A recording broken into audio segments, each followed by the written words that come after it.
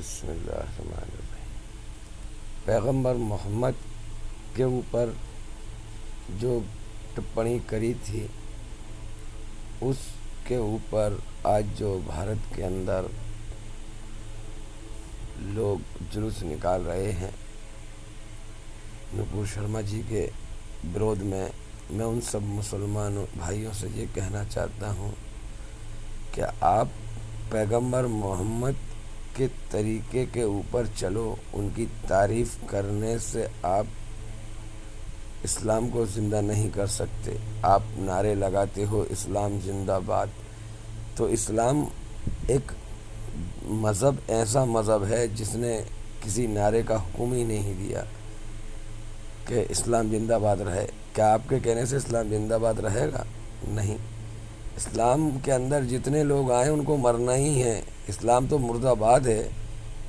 کیا ہے؟ اسلام یہی سکھاتا ہے کہ ہم پیدا مرنے کے لیے ہوئے ہیں۔ اس سے پہلے کوئی مذہب نے نہیں بتایا تھا۔ کیوں؟ کہ حقیقت جب قرآن آیا تو ہمیں حقیقت معلوم پڑی کہ جو دنیا بنی ہے یہ فنا ہونے کے لیے بنی ہے۔ اس لیے اسلام کے اندر ہم آئے ہیں صرف مرنے کے لیے۔ باقی آپ بہت اچھا سمجھتے ہوگے اپنے آپ کو، جو نعرے لگا رہے ہیں اسلام زندہ باد اور پھر ان کے اوپر گولی پڑ رہی ہے، چھٹاک سے مر رہے ہیں۔ شرم کرو خدا کے بندو، کب تمہارے اندر دماغ آئے گا؟ کیوں ہنسا پھیلا رہے ہو؟ اللہ تعالیٰ نے پیغمبر محمد کو نمونہ بنا کر بھیجا تھا تم تاکہ ان کو دیکھو اور ان کی نقل اتارو۔ نمونہ ہے وہ، اور کچھ نہیں ہے۔ نہ کسی کی مغفرت کرا سکتے، نہ کسی کو جہنم دلا سکتے، نہ کسی کو جنت دلا سکتے۔ وہ صرف نمونہ ہے ہمارے لیے۔ انسانوں کے اندر سب سے بہترین انسان اللہ نے ان کو چنا تھا کہ سارے عالم کے انسان اب کسی کی نقل نہیں اتاریں گے، یہ آخری نمونے ہیں۔ نبی کو تم نے خدا کے برابر کا رتبہ دے دیا، خدا کے ساتھ شریک کرتے ہو نبی کو۔ نبی کی جو اصل ویلیو ہے وہ تمہیں معلوم نہیں۔ نبی بھی اللہ کے بندے اور اللہ کے رسول ہیں۔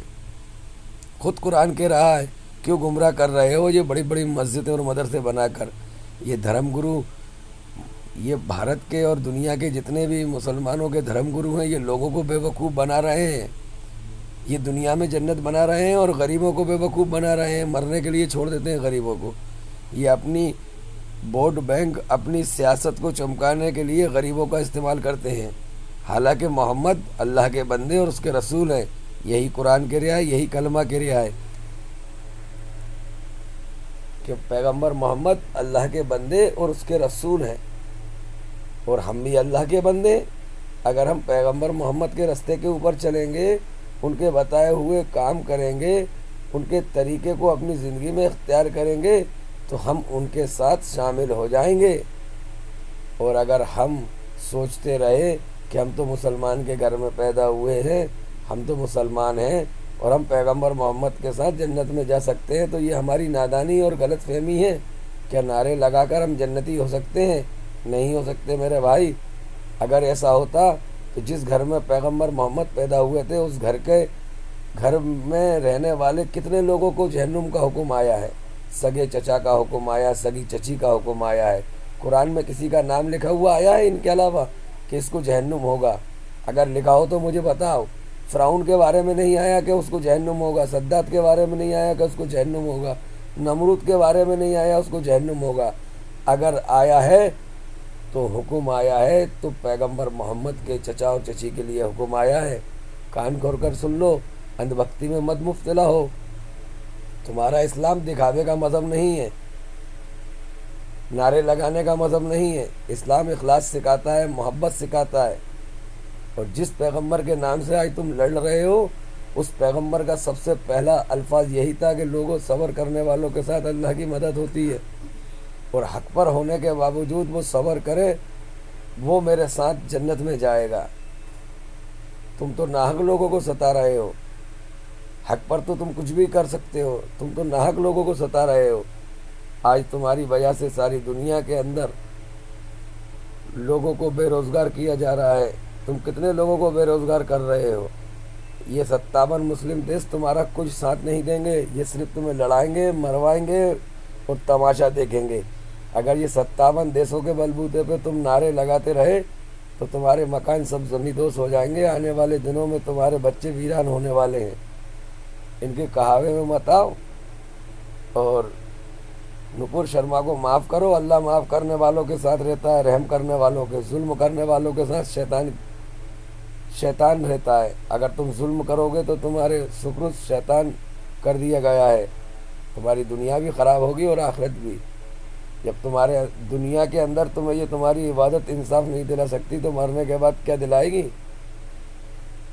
مرے ہوئے انسان کے پاس تم قرآن کی تلاوت کرتے ہو، جیتے جی اس کو 2 آیتوں کا ترجمہ نہیں بتایا، مرنے کے بعد اس سے کہتے ہو کہ اب تو جان تیرا کام جانے، یہ قرآن پڑھ دیا بخش دیا، کیا قرآن اس کے ساتھ چلا جائے گا؟ اس کو معلوم ہے قرآن کے الفاظ کیا تھے؟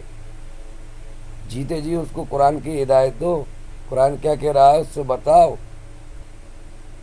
قرآن کی تعلیم سب سے بہترین تعلیم ہے، تم نے قرآن کو چھوڑ دیا، اپنے عالموں نے مولویوں نے حدیثیں بنا لی اور اپنی طریقے سے انہوں کو لوگوں کو تک پہنچا دی، اور ایک مولانا کہتا ہے کہ یہ والی فضائل عمل پڑھو، کوئی کہتا ہے یہ پڑھو، کوئی کہتا ہے یہ پڑھو۔ یہ کیا ہے؟ 73 فرقوں میں بٹے ہوئے ہو، ایک قرآن آیا تھا تمہارے لیے، ایک پیغمبر محمد کا طریقہ تمہیں بتایا تھا، تم دنیا میں ہر انسان کی نقل اتارتے ہو پیغمبر محمد کو چھوڑ کے۔ آج اگر تم داڑھی رکھاتے ہو تو شاہ رخ سلمان خان والی داڑھی رکھاتے ہو، امیتابھ والی داڑھی رکھاتے ہو، بال کٹاتے ہو تو فلمی اسٹائل والے کٹاتے ہو، کپڑے پہنتے ہو تو فلمی دنیا والے پہنتے ہو، تم کس کی نقل اتار رہے ہو؟ کیا تم نے پیغمبر محمد کو نبی مانا؟